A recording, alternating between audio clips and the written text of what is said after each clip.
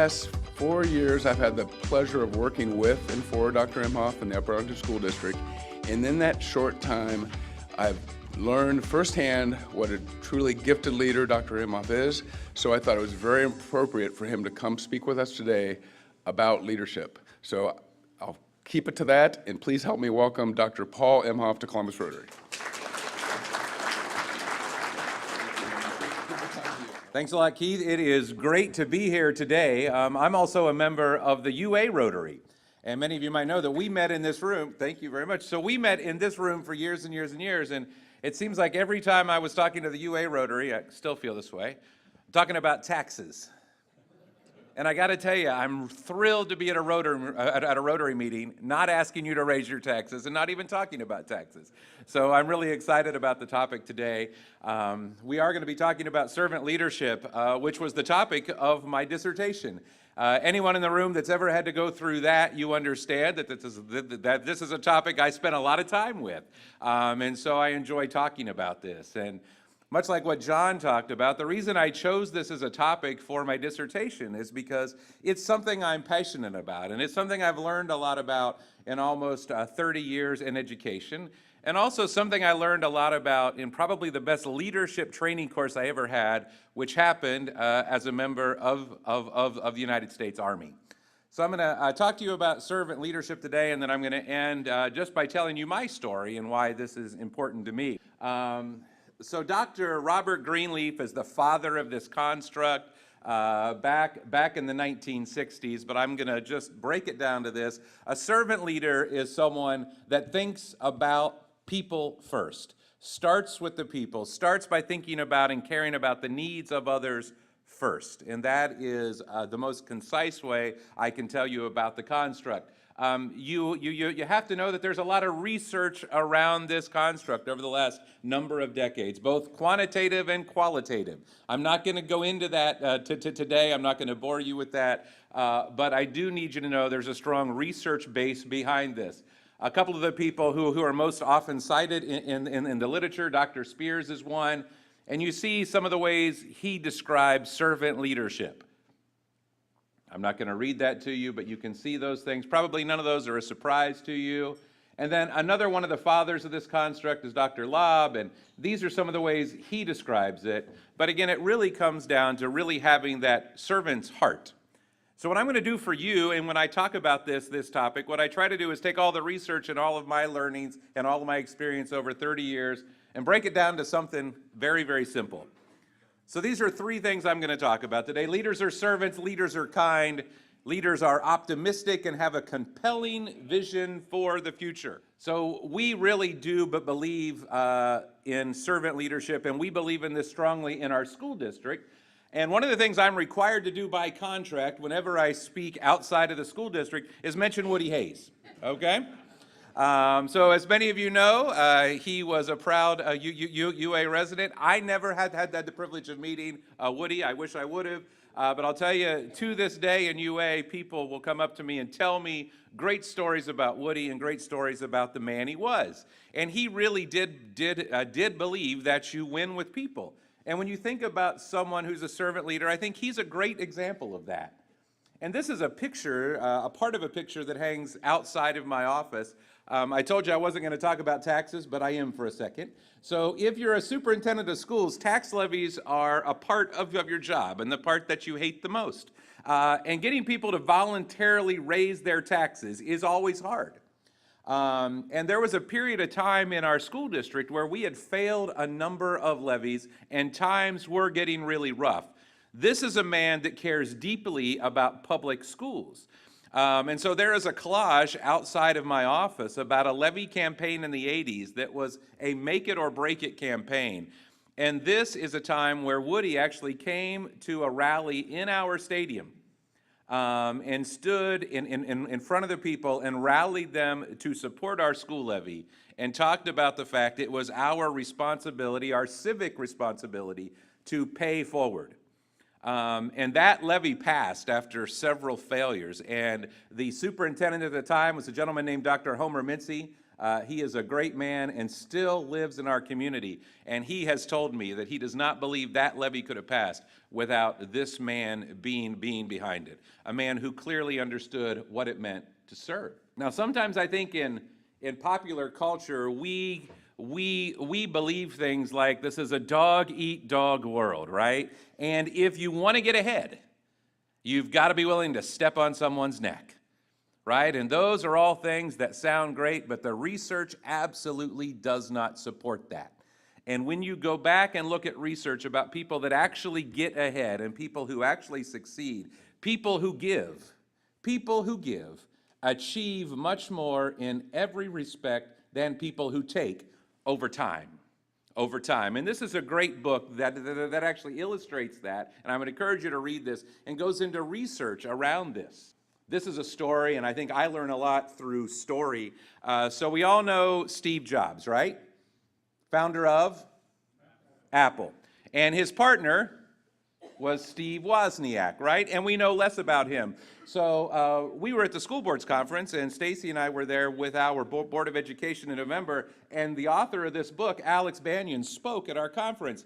And he told a story about Steve Wozniak that illustrates what I just told you about from that book, that people who give are more successful than people who take. Steve Wozniak, by any measure, is a totally happy man.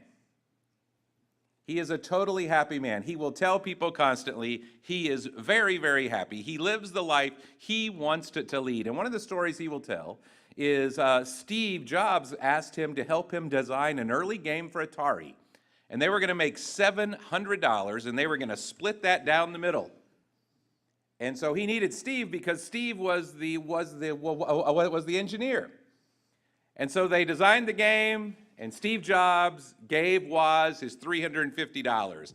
About a decade later, Woz learned that Steve Jobs made thousands and thousands and thousands of dollars, but had lied to his friend. And then I fast forward to, it is the evening of the initial public offering of Apple. And some of the initial staff members actually came to Woz because they were very upset because Steve Jobs had decided not to give them any stock. He aced them out. And Woz fought and lost. And so do you know what Woz did? He took some of his shares and gifted to them so everyone could share in the success of that company. And on that day, they all became millionaires. And Steve Wozniak will tell you, and he will tell everyone to this day, he's an incredibly happy man, but he has practiced throughout his life giving. And if you study Steve Jobs, God rest his soul. I'm not saying anything bad about Steve Jobs, but the people who knew him best, he was a visionary, he changed the world, but they would have never described him as happy. And there is a lesson in that. The other thing I would tell you quickly is the story of this gentleman. Who was the founder of the vaccine for polio?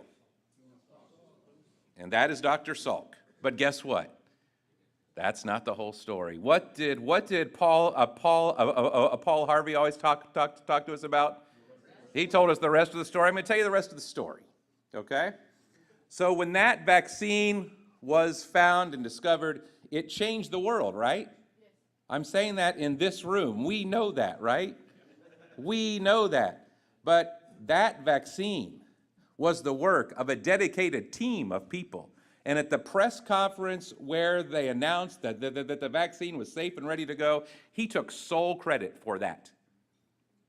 Sole credit, and that team of people and others for the rest of his career refused to work with him. He actually tried to put together a team to fight the AIDS virus. Could not find people to work with him. On the anniversary of the 50th anniversary of that press conference, his son spoke. His son apologized on behalf of his father and gave credit to the entire team of people who were responsible for finding that amazing vaccine. And we need to remember as leaders, we have to serve first. We have to serve first. No one is going to want to follow a leader. No one is going to want to perform in any sort of arena where the leader is constantly saying, look at me, and taking all of the credit. And there is a research base behind that to support that. So leaders are servants. Leaders are also kind. I think this is a word we oftentimes misunderstand. So anyone ever had a kind bar? Okay. These are actually really good. I'm not here to push these, but they're really good and they're natural, right? But they're expensive. I like them. So my best friend was listening to a podcast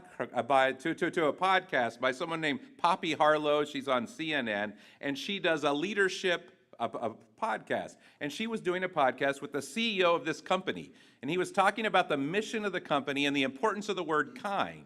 And he talked about something that really stuck with me and something that I think servant leaders understand. There's a difference between being kind and being nice. Being nice is you go along to get along. We have all done that. Being kind is very difficult. To be kind, you have to be strong. To be kind, you have to be willing to be honest. To be kind, you have to be willing to give feedback from a place of love.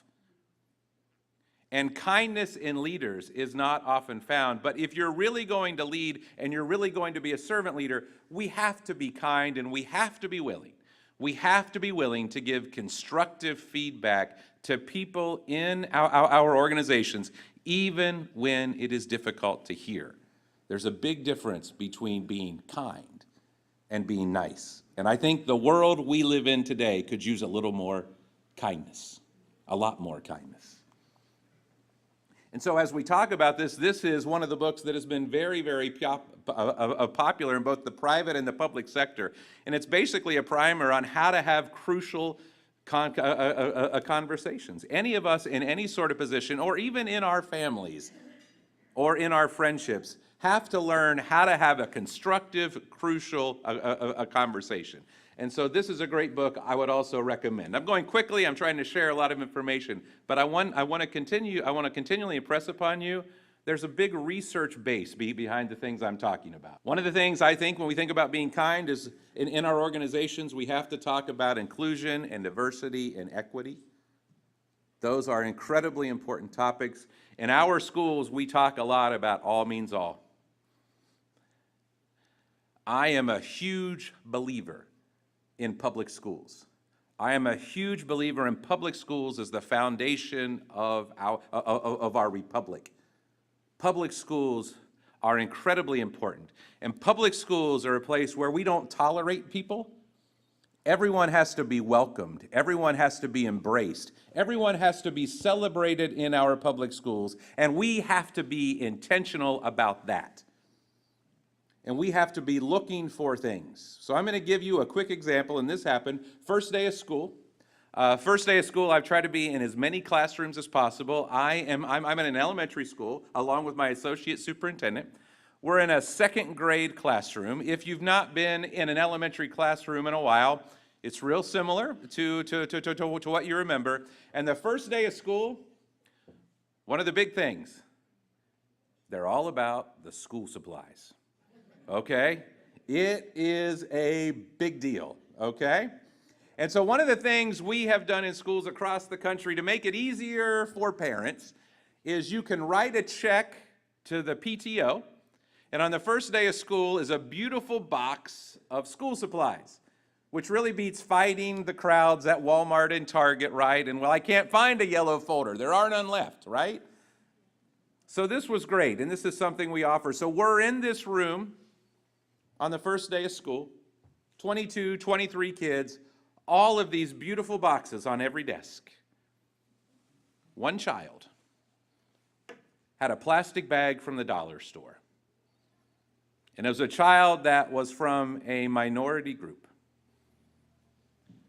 We can't do anything as a school district that puts that kid and makes him feel different or treats him differently.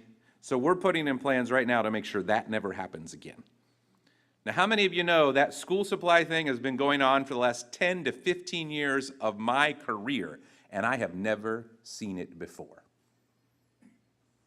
We have to be really careful, and we have to really constantly open our eyes anew to make sure we are looking for things and ensuring as leaders who believe in service, that all means all. And so I just impress upon you the importance of this. So leaders are servants, leaders are kind, leaders are also optimistic, and leaders have a compelling vision for the future. This is our vision statement. You uniquely accomplished students who are prepared to serve, lead, and succeed. In the UA schools for decades, we have talked about service. We have intentionally taught service. And when we talk about serve, lead, succeed, we start with serve intentionally. We believe that's the beginning. And that leads to leadership, and we believe we're all called to lead in whatever place we find ourselves, and success only happens after that. And so we teach that. And one of the things that we know, if we're going to have a compelling vision for the future, if we're going to be positive, we always have to start with why. You know, there was a time when you were in a leadership spot, you just laid down the law. We're going to do this. Why? Because I said so. Okay? Well, I'm running a $100 million company with 1,000 employees and 6,500 kids. If that's how I ran that company, I would not get very far. We have to start with why. So I'm going to tell you a story about this guy. Dr. Martin Luther King Jr. is one of my heroes. One of my heroes. And I think in one of the greatest speeches ever given was given during a march on Washington, August 28th, 1963, I believe. We know that dream as or that speech as the. So now I'm going to tell you the rest of the story, because there's more to that story. It was the night before, and he was huddled in a hotel suite with his advisors. They were nervous about the day. Was anybody going to come? How is this going to go? What should we talk about? And so they did something that's always a bad idea. They started to write his speech by committee. Never do that. Never do that, especially when Dr. King is your speaker. Come on. And so they put together a speech that, quite honestly, was a fairly pedestrian speech. And so on that day, people showed up, as we know. It was a huge event. It was a hot day. He started his speech, which was the speech written by committee. And in the background, one of his friends, and her name was Mahalia Jackson, an amazing singer. She yelled out, "Tell him about the dream, Martin. Tell him about the dream." Because she had heard Dr. King talk about his vision, his positive, compelling vision for the future of our country. She had heard him talk about that before. He closed his portfolio and delivered the "I Have a Dream" speech extemporaneously. He was that clear on the why. He knew what his vision was. And while as leaders, none of us are ever going to be able to speak like Dr. King, we can learn a lesson from that. To be clear on our why, to have a positive vision for the future. A positive vision. People respond to hope. I believe that, and the research will also support that. So I was talking about this story in the fall. I was speaking at the State Superintendent's Conference. And this guy was speaking after me, and I watched him in front. He was the keynote. I was just the warm-up guy. And I watched him sitting there when I was telling the story about Dr. King, and he was crying. And then he got up and he started his speech, which was on a different topic. And he stopped and he said, "I got to tell you why I was so moved by what Paul was just saying. Dr. Green marched with Dr. King, and Dr. King was his mentor.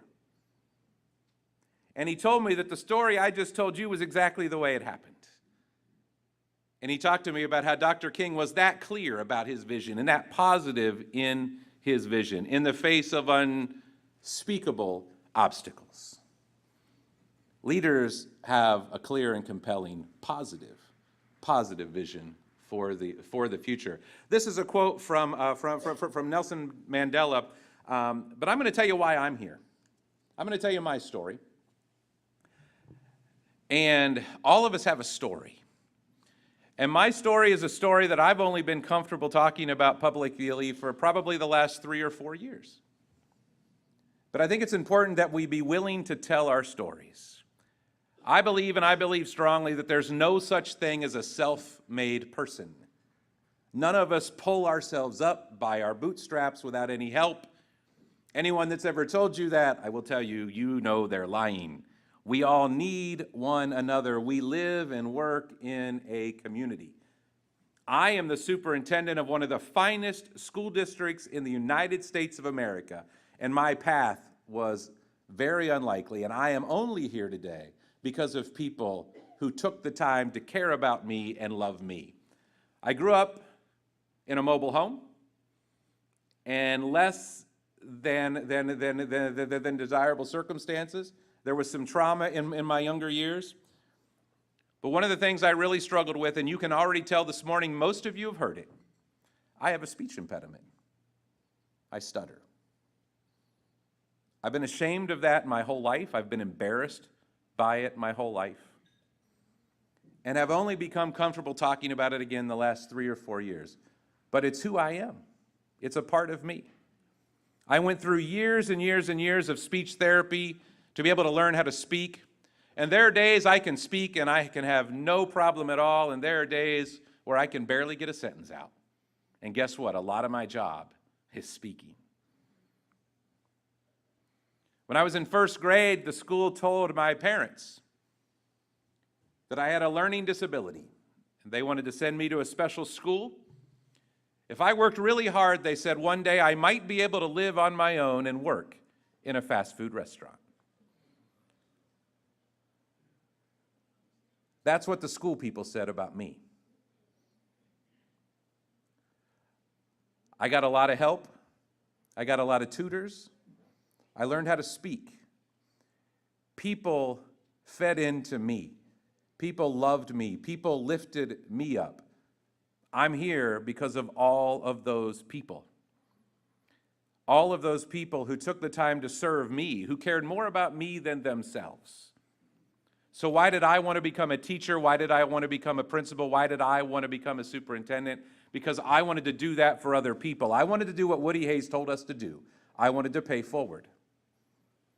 It's why I believe deeply in servant leadership. And again, I believe there's never been a time in our country where we needed to know these things more, where everyone is yelling at each other constantly. We need to serve one another. We need to love one another. And I am so pleased to be with you today and to be able to quickly tell you my story. I want to thank you for the work of Rotary. The work you do in our country and around the world is spectacular, and you are truly making a difference. So thank you very much. I appreciate being here today.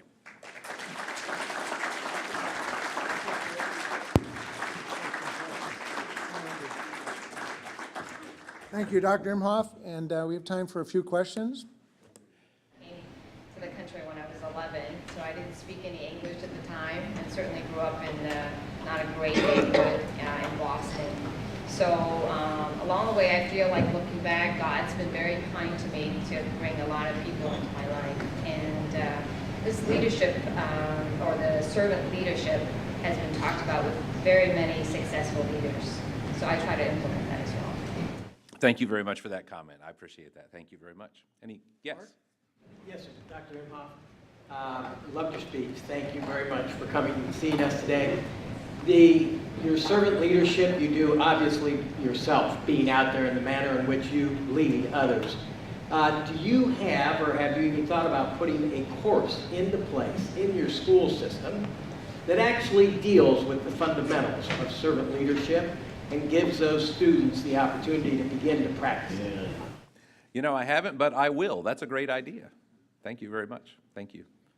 I just finished my dissertation less than a year ago, so this is hot off the presses as far as all the research. Yes? Thank you. I enjoyed that very much. I wondered if at some point in your life, like, where did you realize that you could do more than work at a fast food restaurant? Was there an event that happened or something that made you realize I've got more than that? So where did I realize I could do more? I was a freshman at Watkins Memorial High School in Pataskala. And Jim Morgan, who was the high school band director, I was a band person. And he took me under his wing. And he made me get involved in the marching band. I didn't want to do it because I was bullied quite a bit in school, obviously, because of the speech impediment. So I stayed away from anything that was extra or anything. And I remember he pulled me into his office and he said, "Paul, you're going to do this." He said, "You need band and band needs you. And I'm going to be with you every step of the way." I could tell you more, but that man was a groomsman in my wedding. And that man changed my life. And so he is an inspiration to me. In the back, yeah. What part does faith play in your life? Well, I think faith is a very important part of my life. And she asked what part faith played in my life. And certainly my faith is very important to me and a foundational part of my life. Thank you for being here today. When you talk about a lot of this stuff, and I'm actually fortunate my children go to a school where they their program is mentored off of Stephen Covey and the 7 Habits and servant leadership. So it's already incorporated in there, but what about the challenges of parents? When I grew up, I was fortunate to grow up with 2 parents who volunteers, who practiced servant leadership, who went out and dragged me in those days to be with them. But I look today that it made a huge impact on my life and carrying on that, which I carried on to my children. But how do you incorporate that into children, that they get it at school and at home? Did you study that, or what are some advantages, or what can we do to get parents to be more involved? I don't know if you read the book Bowling Alone 15 years ago, but it really describes society and servant leadership, where we bowl alone instead of communities. How do we get through that? So how do we get parents involved in this? Obviously, I will tell you the reality is I think people are becoming more and more isolated. If you think about back in the day, all of us had a big porch at the front of our house. Now it's at the back of our house, right? A lot of things have changed, and so one of the things that we do as schools, I'll be honest with you, is we've taken on more and more responsibility as public schools because we've had to. Kids are coming from a lot of difficult circumstances, and we try to be, I told you, in the UA schools, try to be really, really intentional about this. But the other thing we're seeing a lot more in public schools is we're being intentional about teaching parents more about parenting as well, and we have populations of people for whom that's very important. And so that's a short answer. I could talk to you more, but all those things are important. Do you have a mentoring program in your system? And I know, my wife is a teacher, so I know 1 on 22, you can't have each teacher mentor a child. But we had an opportunity yesterday at First Community Church to hear David Brown speak about the Harmony Project and what they're doing within the poor community and at 14 high schools in the Columbus system, working with kids who really don't have much of a future in life. So one-on-one does make a difference. And you have any mentoring program? His question's about a mentoring program in the schools. One of the things I will tell you, and we are very fortunate in our school district. We have a lot of kids who come really, really ready to learn. One of the things we're fortunate in, we have a very large counseling staff in all of our buildings. And what our counselors do is for students who are at risk and need additional help, we do team them with mentors. Sometimes it's a member of our staff, sometimes it's a member of the community, but our counseling staff does a great job of that. And mentoring works. So what you heard at church yesterday, I totally agree with. Thank you. Thank you so much.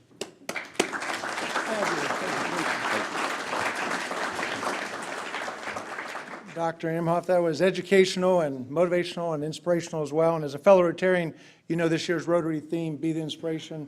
You're spot on.